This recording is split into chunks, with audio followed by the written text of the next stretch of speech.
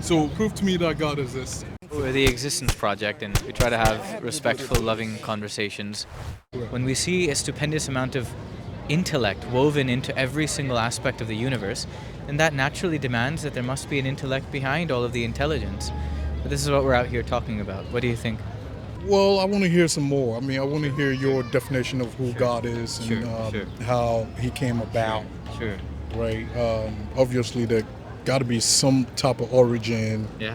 of who we think the creator is. Yeah. So explain to me a little bit or I want the granular understanding of who created us. So, in every single society, as far back as our archaeological and historical evidence purports shows us, we see that the most honest and upright individuals consistently, even when they were thousands of years apart, thousands of miles apart, often with absolutely zero means of communication with one another, they arose and we call them the prophets of God.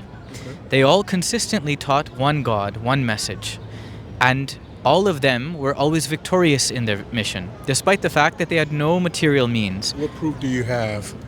We look at the various historical sources of, let's say, the prophet Moses, peace be upon him. He had absolutely no one. He had no means at his disposal.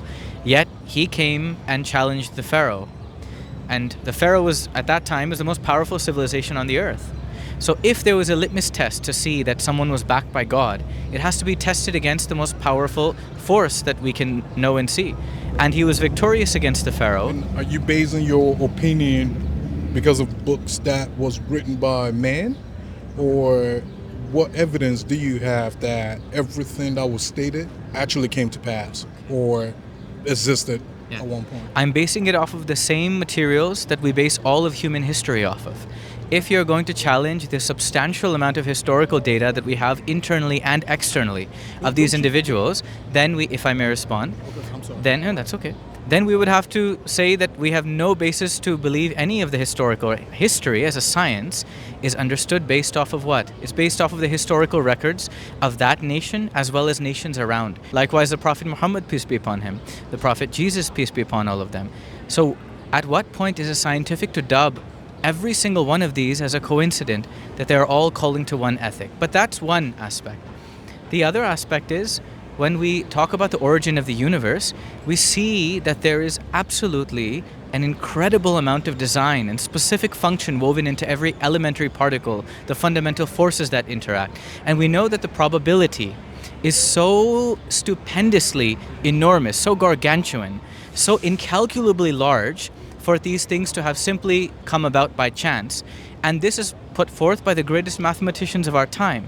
For example, Professor Penrose and so many others who have calculated that the probability of the universe just coming spontaneously without a creative force behind it by chance is 1 against 10 raised to the power of 30. Right? So why would we wager on the lowest conceivable probability? There's nothing in the world that when we look at it has a specific function in design except that we know that there is a designer. There's no law in the world that we see except we know that there is a lawgiver. So why, I say, do we turn a blind eye to all of the design and law, which supersedes and exceeds all the design and function that we've ever created from our own intelligence?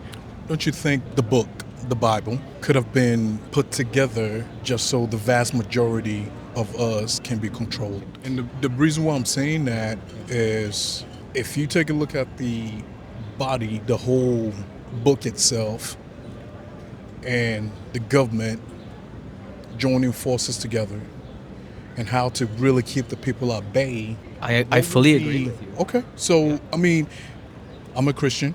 I believe in God. All right, I believe there's what you're doing here. I love. All right, I just wanted to really find out where Absolutely. your position is. Look, I fully agree with you. Look, this idea of religion being abused, we should acknowledge it. It has certainly been abused. We are out here talking about the original concept of God taught by Jesus Christ, by Muhammad, by Abraham, all of them called to one God.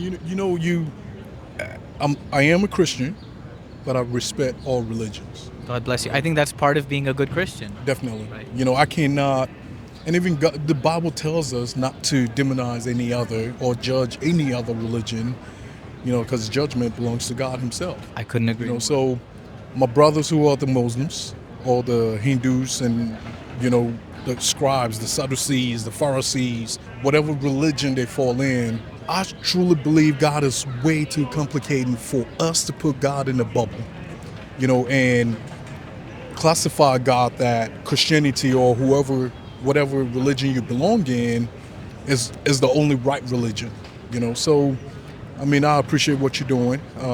May I just get to respond to this very beautiful point of yours? Islam challenges the notion that there is any division. All the division that seems to exist is, as you said, man-made. It's a result of the human interpolations. Otherwise, all prophets of God were sent by the same God for the same mission to unite one humankind under one creator. It was us who later interpolated and used things to divide it. And it is a tragic irony that the one most unifying force in the universe, under which we should all say, if you love the artist, you must love the art.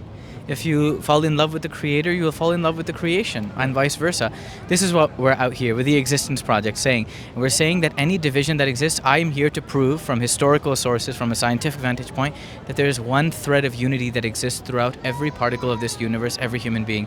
And we need to come together more than ever. So that's our message. I agree. Good job, man. Thank you, man. God bless. Can I I get a hug? appreciate your work. Thank you very much. All right. Thank Keep you. doing it. God bless. All right. Keep Take doing care. it.